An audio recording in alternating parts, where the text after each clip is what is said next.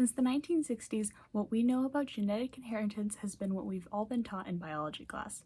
You get half your DNA from your mom, half your DNA from your dad, and then based on the dominance and recessiveness of your alleles that you get from the DNA, it determines your genetic expression and your traits. But what if that's not how it actually worked? What if there was more? What if there was a piece of the puzzle that was missing? What if I told you that inheritance isn't the only thing that determines your traits?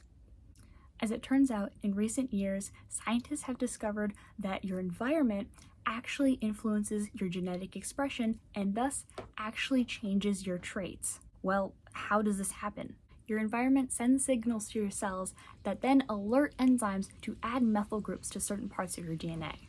When methyl groups are added in this way, your DNA coils around proteins called histones. This changes what parts of your DNA are expressed and what traits you have. Here's what this actually looks like. The DNA that is unmethylated is only loosely wrapped around these histone proteins, allowing enzymes like RNA polymerase to come in and access these in-between parts of the DNA.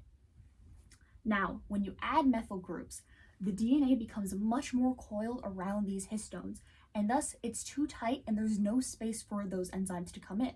This whole concept is referred to as epigenetics, and it is extremely new in the scientific world.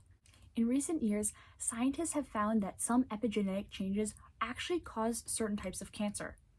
The solution? Stop methyl groups from being added to the DNA. One type of enzyme that adds these methyl groups to the DNA is called DNA methyltransferase, aka DMNTs. Researchers are working on developing DMNT inhibitor drugs, which would prevent the excess methylation of DNA that causes many different types of cancer. This is the beginning of a new type of drug in cancer treatment known as epigenetic therapy. This new class of drugs and its potential is very exciting to the medical world, but it isn't quite ready for widespread use yet.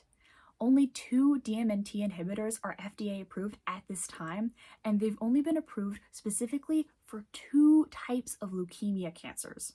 As research progresses, the entire scientific world will be watching and waiting to see how these treatments are changed to treat a wider variety of cancer types, and we'll all be waiting to see just how many more lives these treatments will one day save.